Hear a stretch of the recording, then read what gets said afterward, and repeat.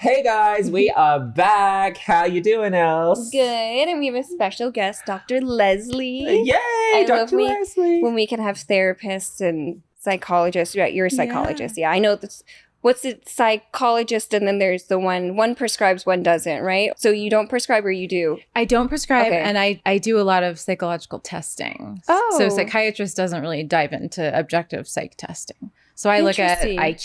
IQs and I look at violence risk assessment. And Wow. Is that the forensics part of that? Okay, we were going to ask. We were like, we never Yeah, heard I was the- like, wait, I didn't think that dead people needed therapists Yeah. because Yeah. forensic usually, okay. Yeah. So that's not what that means. What is a forensic psychologist exactly? So I used to work in prisons and state hospitals, and I would work with violent offenders, and I would assess their likeliness to reoffend if they got out.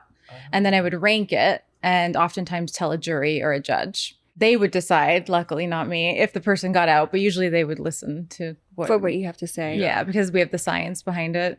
And now in civil litigation, I testify as a forensic psychologist for people who have been raped or are being accused of rape. And I give them this testing battery to see if they're telling the truth. And then I explain that to the jury as well. So you just like ask them questions or like that's it? Like it's just a series of questions and then you just naturally know, or obviously from like your school and stuff? It's both. Like they're very structured interviews and then they're very lengthy tests. Like one would be 300 questions, 500 questions. All in one sitting? I try Oh, because wow. I want clients to like get bang for their buck. Yeah, right? yeah, And I'm yeah. expensive. I'll have them answer the questions. If they get tired, we need to take a break because then it might look like they're lying. Yeah. Oh, so it's recorded too? Yeah. Or, oh, wow. But everything they have what we call validity scales. They have like truthfulness scales. So if you're trying to look better, I can tell. If you're trying to look worse, I can tell. What would be in someone's behavior is it their behavior that you know, or is it just the words that they're saying? It's both. And it's how they answer the questions. Like if I ask you the same question 2 different ways, half an hour apart, and you have different answers, Interesting. then are you tired or are you lying? So does body language come into play? Can you read body language like that too when people are Oh answering? yeah. I'm very hyper vigilant, like What to are the some veins in gifts? people's Like, faces. The veins? Wow. Okay. So what would be Yeah, like what are an some example of giveaways? someone lying? Because I want to know now. So like maybe if like I'm Start looking at working something on like it. no, I just want to like I'm just curious. I'm like I watched this one thing. It was like if they look off, that kind of is like they're lying. Or Yeah. I mean, I think a good thing is to look for a baseline consistency over time. So if you're sitting here talking to somebody and you notice you get to an area that they start to change a little bit, Okay. then you're like, okay, there's probably some lying. So during like the social niceties, everything's comfortable. The eye contact is good. But then all of a sudden you want to talk about, I found these eyelashes in the trash can and I don't wear false lashes. Who was that? Did you cheat? And then the body gets tighter, the arms come in, they're protecting themselves, the eyesight or the eye contact is intermittent. Mm-hmm. The rate of their speech is either faster or slower. The tone, the softness. I look at everything, right? So where are the hands? How's the posture? There are certain hand movements we use to dominate an argument. Are we sitting forward? Are we sitting back? Interesting. And I just stare, the shit out of people. I just stare. Yeah, I mean, that could be like, that sounds so exhausting for you as you're asking 300 to 500 questions. But you know what? You are dealing with you were dealing with really, like you had to be like that. Imagine if you evaluated someone wrong, you know? And it's a violent situation. Like there has to be someone very good. And there does have to be 300 questions. Yes. Like I'll evaluate, like celebrities fighting over estates. And then there's not a lot to lose on my end. But if it's someone's life or custody case, then it's draining. It sounds So basically like your husband can't get away with anything because you'll see it written on his body language immediately. My 7-year-old does the same thing now. Like we'll be at dinner and she'll be like, Daddy, what'd you just think about? Oh my God. And so she's really smart. internalized it. Yeah, that's good. You want her to be Yeah. like that. She's so aware of people around her. And we talk about child safety and like, how are you going to kick ass if somebody who's 6 feet tall grabs you? And we plan all of that, not to scare her because she feels empowered by knowing it. Yeah. So she's just very alert and intuitive. I was telling James earlier that I'm doing EMDR, and I was trying to explain to him, because my therapist explained it to me, how the vagus nerve doesn't connect. What is this part? The frontal lobe? Is that Okay. what it is? A frontal lobe or something like that? And she was explaining to me that like your body anxiety and stuff like that actually never registers. Am I saying it right? Yeah. To the front part of the brain. And that's why some people are anxious when it's not an environment that's supposed to be anxious, right? Yeah, it's like trusting your intuition. Like if you feel weird in a situation, but you don't exactly know why, your body's telling you something is weird. I know in the past, in that situation, something weird happened, but you don't have the language yet. So you trust your intuition, you get out of that situation. And later you might have a memory where you're like, oh, now I'm connecting to my frontal lobe. Now I'm like, oh, that was weird because it reminded me of a situation where I got in trouble or something. Or like, can the intuition be like your stomach hurting? Is that what kind of shaking and stuff that, because I was like confusing those things too. I was like, maybe I'm just. Yeah, what about anxiety just in general? Like if that doesn't connect to anything like your frontal lobe, like what is it just biological, do you think? Both. I mean, I think we underestimate trauma too. Right. You know, like most of us have probably had trauma in our lives, and it kind of turns out to be anxiety. So like a subconscious like wiring of like a memory that's imprinted, and then it comes out in anxiety later and you don't even know it. Because like sometimes, I mean, we're so good at compartmentalizing things. Like sometimes, I mean, that's how you get through trauma sometimes, is to pretend it didn't happen and compartmentalize and get so far away from it that it doesn't even feel real, or you can totally make yourself forget something and then later it'll come out because like some other situation will come out. I think in the moment you need it to kind of get through sometimes, probably not the most healthiest way, but maybe that's where a lot of anxiety comes from. Sometimes I would think, like for me anyway, is unresolved trauma that then you've gotten so far ahead in life from the time that it happened that you're forgetting why that has happened. But then you build like these weird new ways of coping or dealing that then give you anxiety because it's all this unresolved, like printed into your DNA. You gotta dig it back up and try to work through it. That's the scarier part, I think, is digging it up. I mean, it's pretty rare that someone has a peaceful mind. Like right, we I never all met someone. No. But you look at other people sometimes and you think, oh God, they seem so normal. But I guess they're not. I can tell you. They're probably losing. I mean, they're probably losing their shit as soon as their front door opens. Like everyone is fucked up. I used to have this. It's true. Maybe that's a good thing. So then we all don't have to be so hard on each other because we're all messed up. Yeah. Well, it's just life. That's the thing. I'm in programs, so I do AA. So a lot of that is so interesting to me. It's only been a couple of years, but hearing things that you just think that you're so unique about, like, and that I'm the only one going through this situation. There's all these people sharing, and it was weird to me at the beginning that you can't have a dialogue with people. It's just people sharing their story. It's so funny how much you learn through just hearing someone else's story because you identify with them and you go, wow, I'm not the only one. Like everyone really goes through a lot of the same things. We just don't talk about it. So we all feel very isolated in our feelings. It's so kind of mind-blowing to be like, oh my God, we all just are living the same experiences. We're just not talking about them. Yeah. It's true. We love your book called The Friend Cleanse. I forgot to bring it too. I can mail you some copies. Please, because you know what? Every podcast we do is always about problems with friends or even friends with benefits. So do you want to tell us a little bit about the book? Yeah. What I noticed was that during COVID, people were happier in their relationships. Really? Because they prioritized seeing the most important people to them. And then they had this external permission to say no to the social interactions they didn't want. And so what I started thinking was, why do we need an external permission? Like, why does COVID have to be our permission to stay away from people who are shitty? And so that's kind of what the book is that we step back and we kind of look at everyone in our life and our energy. And you could look at it as a day or a week or a year.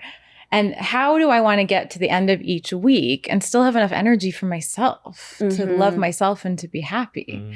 And so I came up on my website, we made this sphere where you can put yourself in the middle and then you can drop your friends, like make little emojis for them. You can drop them all around you on the sphere in different layers. And you can see your cup of energy go up or down.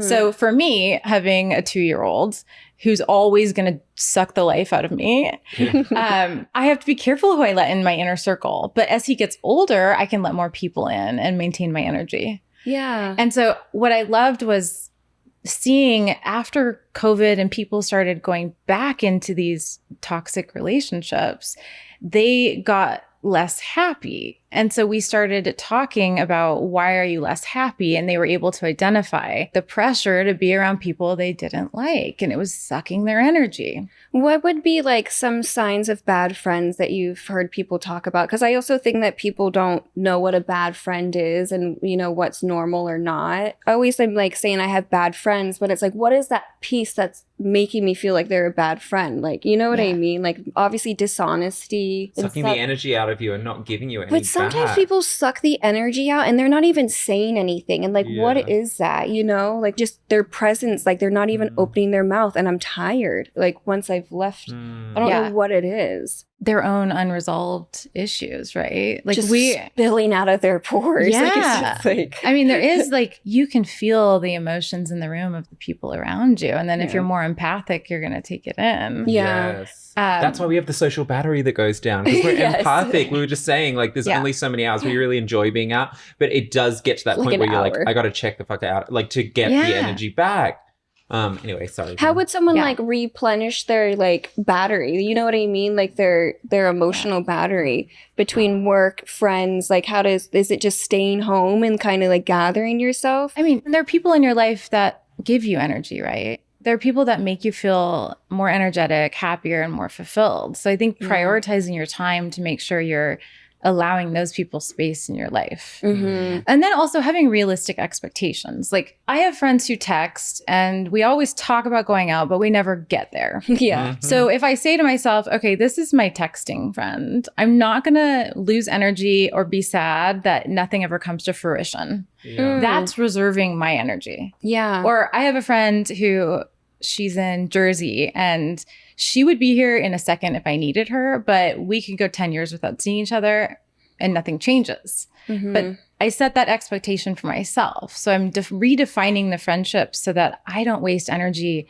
being hopeless. Yeah. I think that's what a lot of people do, because obviously, like, when someone's like, yeah, let's go to dinner on Thursday, and then it never happens, you're kind of like, that's a bad friend there. I do like how you're saying, like, the expectation, like, some people just don't have the capability outside of certain things, and it might sound realistic, right, to be like, well, why can't you go to this dinner? But they just don't have that, whatever it is, like that capability to bring them there. And not taking it so personally when someone does, like people would take it personally when I don't show up to something of theirs, but it's just like that certain environment where there's all of those people around and it's not like that kind of, it's just not my speed. Or, you know, certain times not answering, like if I don't answer the calls to some people just get it. Like, I have those friends that are like, like, totally understand, you don't need to answer my call. He'll come back around when he's ready.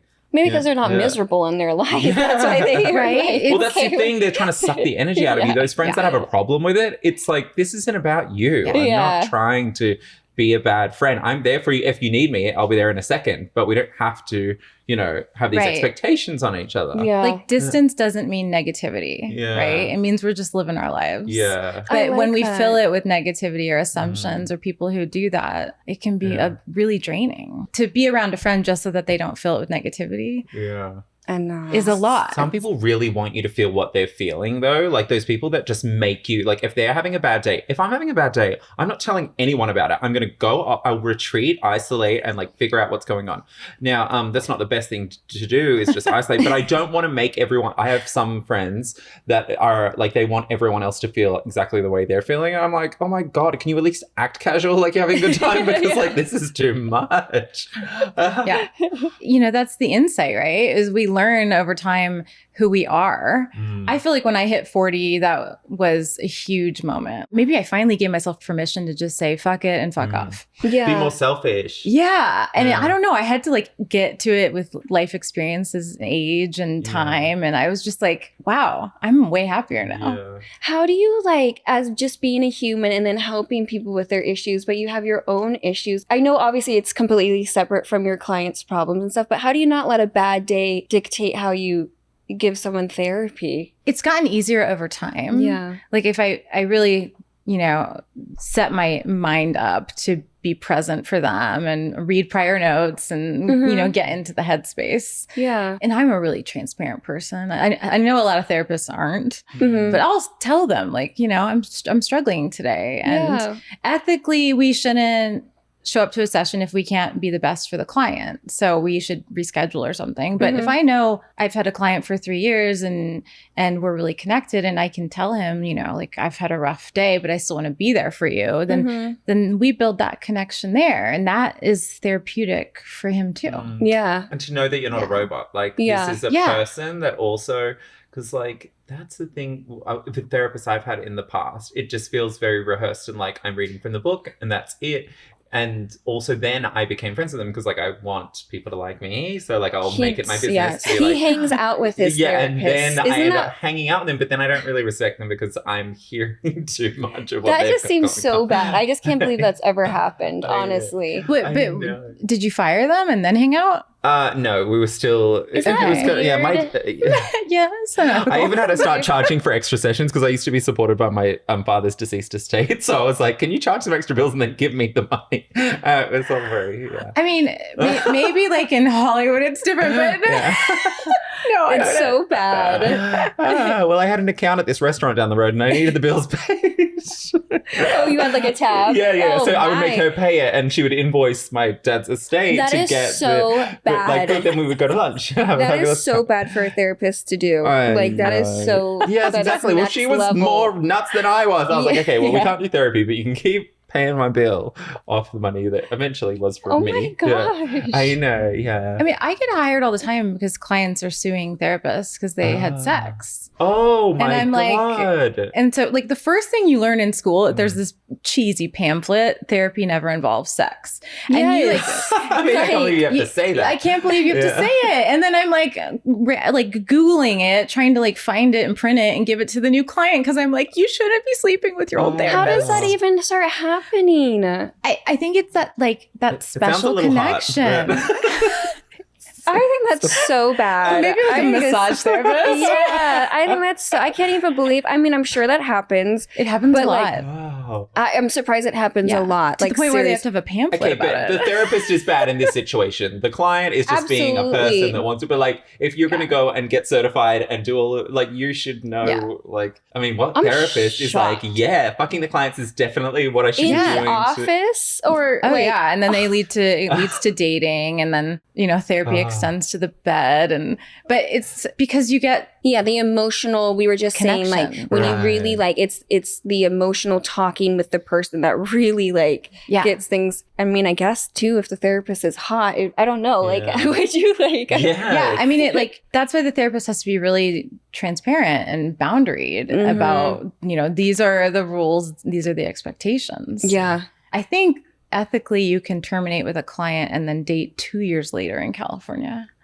There's actual rules around it. Well, people are coming into a therapist, though, also in like a vulnerable state and being like, So can you save messed me? up. Can you save me? And then it's like, oh, I'll have sex with you now, because like that's usually the transaction that happens with saving someone. It's this authority role and then it becomes emotional and enmeshed. And it's almost an abuse of power, like in someone in a powerful position, like using the that's one way to get and a the altar date. boy. So don't have sex with your therapist. No, guys, there's probably not like... someone you should be paying. That's called something else. Yeah. Or if you are, then this is a good point to know that that's wrong and you should stop. Yeah, guys, seriously, that kind of makes me sad a little bit. I don't like hearing that. Friend cleanse. What's the level of letting someone be who they want to be? Like, having your expectations on people to be a certain kind of person. What's the blurred line? Because I have some friends in my life where I'm like, okay, that's not a behavior that I like, but why do they have to act the exact way that I want them to? I still like certain parts of them. Where's the compromise? I think, again, it's really playing it out in your mind. You can't necessarily get rid of family in every situation, but can you plan ahead? I know, I have. But can you plan ahead? So a family member you dislike is going to be at Thanksgiving. Can you structure your time and your interactions in a specific way? Can you bring a wingman with you? Can you prepare ahead of time topics you're willing to talk about and then have a plan for outs when you don't want the topic covered? Really preparing ahead, knowing that there is someone potentially draining you, but maybe they are good at cooking and maybe you enjoy cooking with them, and you can say, okay, I can have this person in my life as somebody who I enjoy cooking with, but not talking about my personal things, not talking about my relationships or judging me. So just trying to be more in charge, driving your own car, not letting it drive you. Yeah, you're so right. You got to start doing that. Seriously. I do. I'm such a people pleaser though. Like I'd rather I haven't had a therapist for a long time. I need to find a good one because it's important. I can recommend some in the area. They're really good. Oh, thank you. Yeah. I would like that because I've been meaning to do it for a while. I've had bad experiences with therapists, but I haven't exactly for many years even tried to find a new one. And I know that I believe in it. I think it's as important as all the other shit that I waste money on, like trainers and stuff like that. I mean, this is much better because I emotionally eat and things like that too, all unresolved stuff. Anyway, I'm on Ozempic now. I'm fine. Okay, so hot topics. Let's get into them. Okay, you go.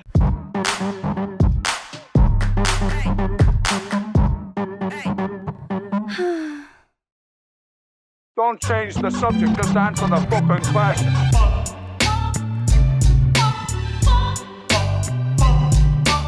What the fuck is this piece of shit? 4 relationship events that change personality. 4 relationship events have been identified to cause changes in a person's personality. 1 is entering a new romantic relationship increases conscientiousness. 2, getting married makes people less open to new experiences. 3, having a child lowers extroversion.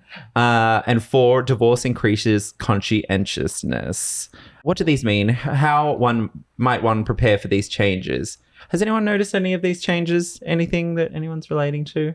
Well, definitely when I enter in a new relationship, I really do feel like very vibrant. Like life just feels like very, Totally. That's the time where I stop emotionally eating is when I'm getting into a new relationship because I'm fulfilling that hole with some other. Yeah. It's hard to maintain though. And honestly, I feel like getting married does sometimes make people less open to new experiences for whatever reason. I mean, I've done it too when I've been married. I just naturally stop everything. And I just wonder why I do that. There's no excuse. Nothing's changing. So I don't know why two people try and become one. And then it's just like, oh, well, we're one. It should be complementary, not supplementary. And that's when people go into those relationships and just feel like we have one personality. Why do they do that? Why do people get married and then stop? Do you know? Or I mean, I've seen a lot of people get married for the wrong reasons. Okay, maybe that's what it really is. But I've seen wonderful marriages where they complement each other and they keep pushing each other out of their comfort zone. Yeah, we have so many in California. The divorce rate is high, right? It's amazing. I wonder what it's at. Like what percentage? Probably like over 50. I was going to say it's probably like 70, honestly. There was someone, RuPaul the other day was saying that no one is ever going to be faithful and they shouldn't be asked to. It was like a controversial take, but he was saying on another podcast that you should never tell your partner that this is off limits to someone else. Why would you want to put those restrictions on your partner? What do you think about that? I don't think it would work in my relationship. Same. And to say to someone that you shouldn't do that. His penis is mine. Yeah.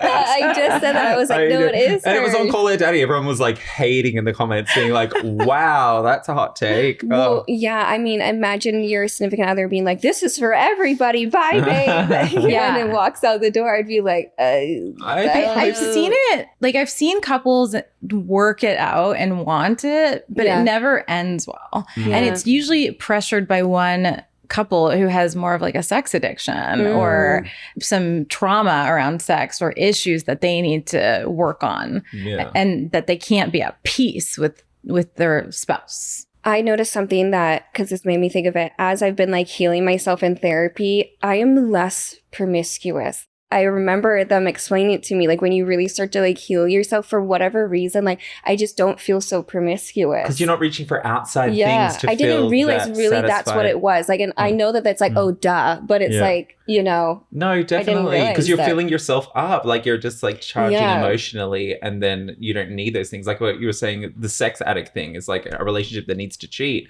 They're like, I mean, there's no amount of sex that can fulfill them. So one relationship, it's definitely not going to work. I think it was for sure a sex addict. Yeah, For sure. well, a lot of people are, but if it's not sex, Yeah. it's everything. No, but if it's not sex, it's Yeah. food. Yeah. If it's not that, Yeah. it's drugs and alcohol. It's all that hole that we need to fill with God.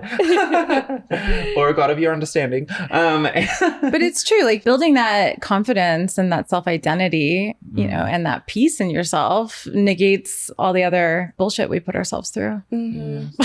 I like it. Well, I mean, it's all just life too. I tried it, like, you know, eventually we have to be not so hard on ourselves because it is just like growing and adapting and changing. But it is nice. I mean, you're good at that stuff. Like, you're always working on yourself emotionally and spiritually. Well, I have to because I have Yes. to. That's my job, is to be mentally stable. If I'm not mentally stable, nothing comes together. come- Exactly. There's I no won't point pay for my me. bills. Like, literally, I can't pay my Yes. bills then. All right. A man in France was tired of not having male birth control, so he invented his own. Samuel Flambard is a Belgian man who was reported to be teaching people how to make male birth control rings called the Otco contraception. The ring was reported to push the testicles up into the pelvic area to cook testicles to a higher than normal temperature. Sounds dangerous. This is said to disrupt the normal sperm's production cycle and cause temporary infertility or forever fertility. I just made that up, but like, this sounds very dangerous. There's almost no clinical data to support the safety or effectiveness. Why is there a male resistance to birth control where, like, we need to come up with these crazy things? My thought immediately is drag queens already do this. Right, tucking. So he's not that inventive, Yeah. but Yeah. it's not healthy. Why is there a resistance to male birth control? Like an actual pill, like an Yes. actual way to. Because I Right. actually thought I read this thing, and the reports back from the men were saying that they didn't like their mood changing, and they didn't like. And I was like, that's what birth control does. And so yes. I think there actually is maybe a way for them to take a type of medication. Just they don't want to do it, and I don't think you should be pushing your balls all the way up into your Well, stomach. because then when so you that do want to can- have a baby, you're going to be fucked because your Yeah. balls, your sperm production. I don't like that. That sounds crazy. It's like a maneuvering. Do you remember maneuvering? Yes. Like how you What's had to- that? all the So shit that we have to do.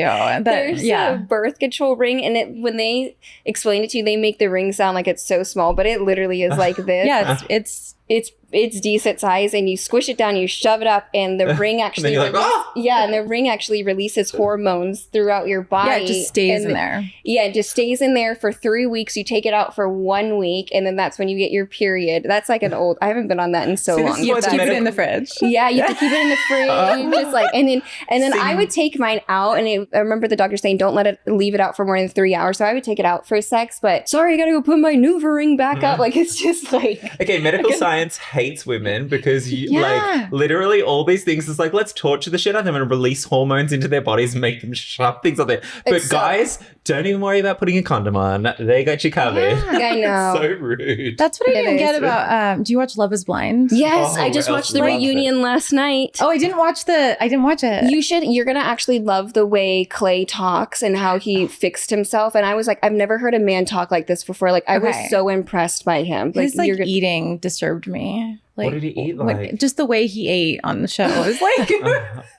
so you're one of those that can't stand the chewing. I Oh, actually was it didn't loud know. chewing? It's just like, or the way he organized his food and ate. I just thought it was very odd. You'll really like the way he speaks. I was like, wow. Oh, sheesh. good. Okay, I'm gonna watch 80 it. Yeah, but anyways, you were saying Love Is Blind is Oh, the one couple was so focused on how she wouldn't take birth control, but they have condoms. I And it was know. like the level of education was so subpar. I was shocked. they talk about that during the reunion because one of the questions Okay. was why not condoms, and the guy literally said she had to teach me about like birth control and like the female body and like how, like, I'm sorry, but we did learn that in 4th, 5th grade on how Yeah. the reproductive system works. Like, he didn't want to have sex with his girlfriend wife thing because he was so scared to get her pregnant, and she didn't want to take birth control. And I'm like, so condoms also, like, I'm sorry, but you don't have to cut it so close to where like Have there's these a people mishap. never had sex like, before? I don't right? It was get it. giving, like, I know it was very bizarre. You know, there's non-hormonal IUDs Yeah. and stuff, but Yep. you're on a world world platform and you don't know that a condom is like And they're not that young, I noticed. Because I was like looking at their ages recently. I was like, these people have to be like 18, 19. They're actually not. They're like 25, 26. Like that's kind of old to not know about birth control. maybe it was scripted though. I don't know. I just never know. It has to Are be. they all American? Like, are they from here on Love is Blind? Yeah, On that they're one. typically, Okay, yeah. Okay, yeah. because I was watching one of those twisted ones. I think Married at First. Oh no, not Married. You're probably watching 90 Day Fiancé. Yes, that's sick. I'm like, oh my god, let her go. She needs someone call her parents. Like she needs to go back to wherever she was from. There's a Love is Blind Australia. Then they have I them gotta in. get into some of these shows. Yeah. I mean, I hear about them all day. I love them. I love trash TV. Yeah. Well, it's healthy for a female brain to watch trash TV. It calms us. Oh really? Yeah, it, like there you go, counteracts. Els. It's healthy for a female brain. What about It male is. brains too? Well, the research is Well- that like if you have ADHD and then you take so you're overactive and then you take a stimulant, they counteract each other and you calm down. Yeah. So that's kind of like how women are. We're overactive and we need like the drama of Bravo. Oh, And then we calm down. But because I guys agree. tend to be kind of underactive, Bravo will often Help them bug too? the shit out of them. Oh, yeah, because they're always like, make babe, them I angry. don't want to watch this. They always Yes. make you like, My husband gets very angry when he hears like the reunion, like Housewives of Miami, and they're just screaming at each other. And I feel calm. I'm like, I'm gonna go to bed now. Yeah, me too. I always fall asleep to it. It's more Downton Abbey to me. Honestly, even the murder shit. I know I need to stop, but I do love them. I love watching. But you don't have to it. stop talking about that with me because like that's Yes. like my jam. It's a female thing. I'm telling you. True crime. 4 stresses that impact bisexual mental health. Bisexuality is a complex issue that doesn't receive a lot of coverage in medical news ecosystem. There are 4 major stresses that deeply affect bi people's mental health: double discrimination, the struggles of experiencing biphobia, and monosexism, internalized bi negativity, struggles of self-acceptance, bi erasure, identity uncertainty. The challenges of all of these. You know what I think this is? What's interesting about this is, in my mind, being a gay man, even bisexual was always a stopover to being gay, but now I'm starting to rethink that. Like, I used to make fun of bisexual people, not actively like at them, but I'd be like, that's not a real thing because you either like one or you like the other. But there are a lot of bisexual people now, especially the younger ones, because there's been so exposed to like, we can be with whoever we want. There are bisexual people out there that want both. Mm-hmm. Yeah, I fully agree to that. I think there's definitely, you could be But they're stressed. These bisexuals are stressed. We need to help them. We need bisexual awareness. Right. They're internalizing the judgment of everyone around them. And then they like can't find peace with it. And being told that that's not a real sexual orientation. By people who are on both sides telling them that. You know, straight people are telling them that they're... We won't have them. The straights won't have them. Oh, man. Poor bisexuals. I mean, wouldn't you say though that everybody has some bisexuality in them? If it's not necessarily physical sexuality, but emotional connection, like everyone has bisexual intimacy at some point in them I throughout want to their end life. up with a bisexual guy because they're kind of straight. I know. Why I do want I people want? that are gonna I want be to know unavailable. why gay guys always want a straight. Because they're more guy. masculine. I mean, for certain gay okay. guys. Some guys like flamboyant, but I'm pretty femme as it is. I think I need a guy, or else I'd just be with a woman. Get you like a really tough surgeon. Yes. Yeah. Can I have that? Oh, I've been Yeah, you meaning just, to go you on just walk around the hospital and you just look. Yes. Oh, actually, do you know any therapists that are like gay and they're really successful? No, because you can't sleep with them. Oh, but I don't want therapy from that guy. That guy, I need a different kind of therapy. He's gonna be exhausted dating you. He's gonna be like, Exactly. No, "Never but he might mind." know how to handle it and like subliminally fix me. Maybe. Yeah. Should we Get into the hotline.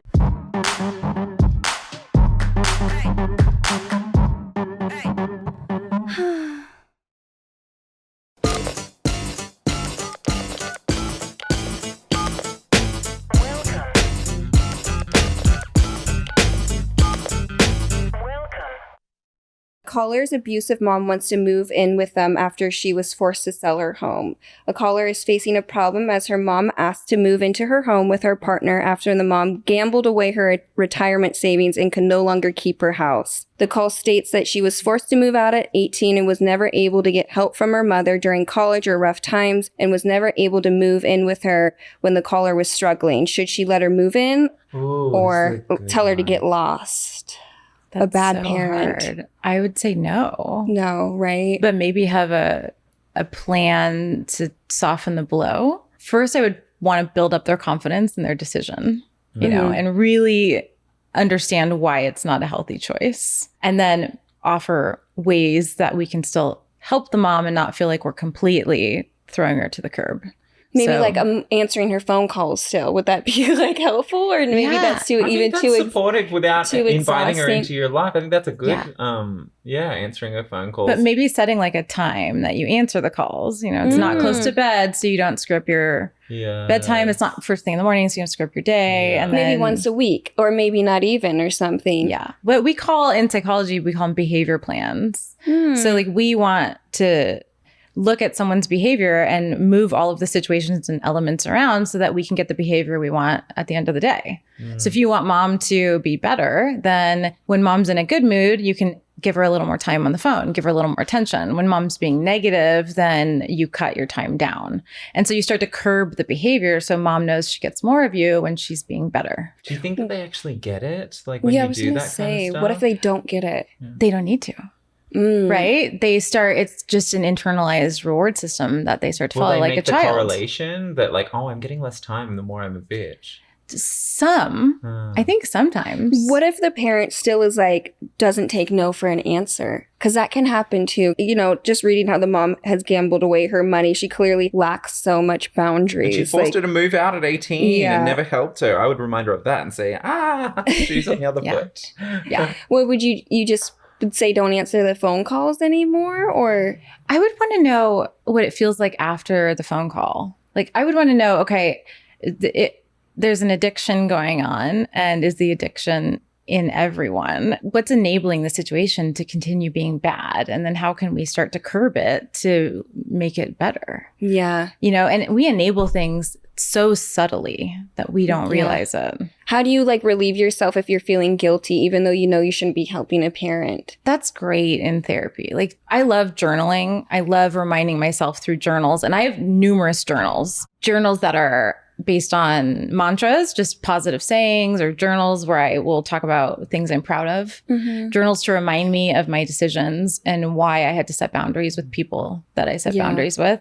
Journals of traumas. I'll just have a list to remind myself of everything I've been through. Yeah. We doubt ourselves so much, especially when a parent is so strong, that we need to have almost external evidence to remind ourselves to stay strong and in our message and supporting ourselves. And then keeping friends around and family that will support us when we start to waver is really important. I've got to get into journaling. You're great at that. I know, I love journaling. Yeah. Just getting it out on paper is so cathartic. Sometimes I'll repeat the same sentence. Sometimes it won't make sense. It doesn't matter if it's spelled like, because I was journaling where I was like, that sentence doesn't make sense. I'm like, nobody's reading this. Like, Yeah, it's for you to Yeah, just get only, like like, purge. yeah, you really should do it. I try to do it at least 3 times a week. It's like that seriously. practice. You got to Yeah. just get in the habit of it. Yeah. I got to do that. And And like it, a like- couple of pages too.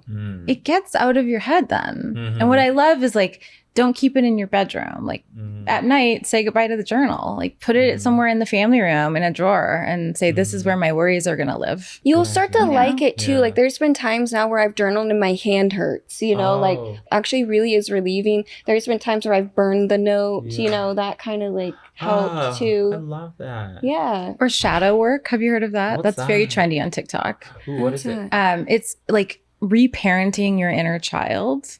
And there are shadow work journals that kind of walk you through envisioning who you were as a kid and what you didn't get. You know, like I didn't get the attention I wanted as a kid. I had 3 sisters and I always felt kind of like the black sheep. So in the shadow work, I go back and I, as myself, give the emotions that little girl needed at that time. Yeah. And it like builds your confidence. It brings a sense of peace to trauma, again, pre-language trauma that we don't even really know is there, that could be leading to anxiety. Yeah. that I'm gonna look that up. I actually really like that. The You'll- shadow Shadow. work. I'm sure it'll come up on TikTok now because Yeah. they're I love listening. TikTok. Seriously. Yeah. Someone's Exactly. listening. It's Exactly. always listening. All right, we got 2 more questions. Caller feels guilty about her sexuality as a woman. She's a self-claimed sexual woman who feels guilty about how much she likes sex. She really wants a boyfriend to have casual sex with every everyone, but is too scared of being branded a slut. She lives in a very conservative town and is, as a woman, says she's been conditioned to hate sex and is supposed to be married. How can she break this mental block? And why is Western culture so focused on sex, yet it rejects female sexual liberation? Interesting. So she needs to move. Yeah, that's what I'm hearing. I'm she's hearing not the only one. Yeah. Like, so many women feel like that. Yeah. And everyone is so repressed. It's like, oh, sex is bad. Sexual parts are dirty. Like, it's like such a weird religious thing, I feel like. I was Especially thinking, the religion. move. It's hard to move, though. That's a tough one to be like, okay, bye. And you know you're not going to really see the people from, you know what I mean? And live the same. That change is crazy. Like, I'm sure when you came from Australia, you were like, oh my. Like, yeah, when I walked down the street in West Hollywood and everyone was holding hands. Yeah, like, it was just like, oh, and people would actually like catcall you in the street. And I loved it. I was like, I'm staying here. Honestly, that's the only reason I stayed is because people openly were like, they would say it. If they thought you were hot, they would, I don't know, hump your leg. And I liked it. like a dog? Yes. It's a subculture. I really like if there's a goal to therapy or a goal to life, to just be able to lay out all your shit on the table, everything, and just own it and not care who picks through it or who sees it. And if like we can strive for that, then she likes sex, get sex. But if it makes you miserable, then figure that out too. What's your motivation behind it? If that's pure, your intention is pure to enjoy yourself, then you do need to move so you're not so judged in that little shit town. And then enjoy that sex if you're doing it for the right reasons. We've discussed that before else. You know, as long as you're enjoying yourself and it's not for some sort of other need that you're trying to satisfy, it's the wrong thing. You'll just have to keep doing it over and over again until you figure out it's not the sex that you're looking for. Yeah, like I did. Yes, exactly.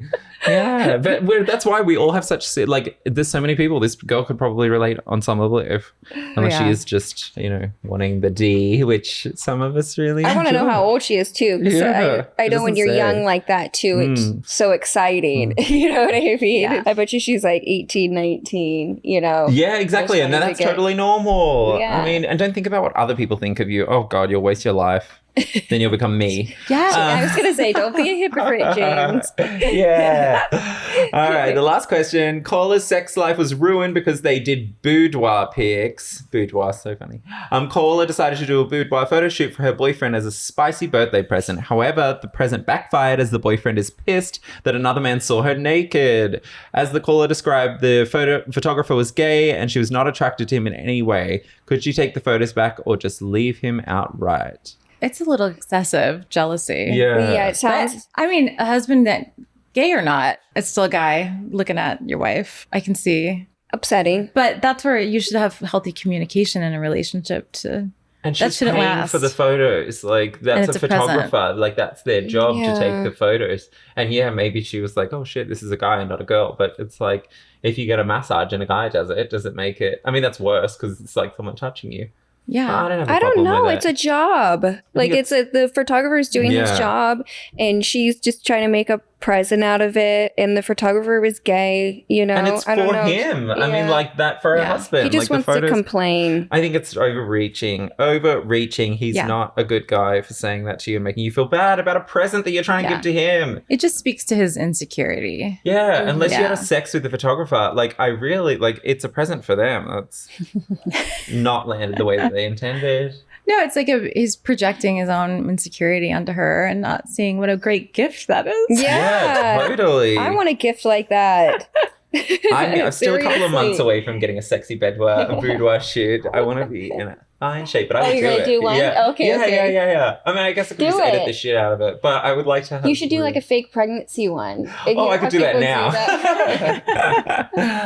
All right. Well, this was so fun. Thank you so much for coming in. Do you have anything you'd like to plug? Let us know your links. Where can we find you? Dr. Leslie Dobson on everything. Amazing. And go out and get your Dr. Leslie's book, The Friend Cleanse, available everywhere? It's everywhere. It's on Amazon and there's a Kindle version and we're working on Audible. Oh, you're doing an Audible version as well? Yeah, we're working on it now. Ooh, yay. I'm going to definitely do the Audible one. Yes. Can people book sessions with you if they want to on your site and stuff? Yeah, you can contact me and it's drleslieDobson.com. And then the sphere I described is free to just go on and play and just just see if it can help you step back and see your relationships differently. I'm gonna try it. Yeah. I love stuff Me too. like that. Let's do it. Love We'll it. come back and report on it. Let's do it, and we'll come back and chat on it again. Yeah, tell me if it sucks and I can fix it. Oh no, we can take our Okay, results. no, she said she was honest. We'll be honest both ways, okay? Although you take it with a grain of salt because we are Too honest. fabulous. All right, guys, thank you. And don't forget to subscribe and like and have the best week.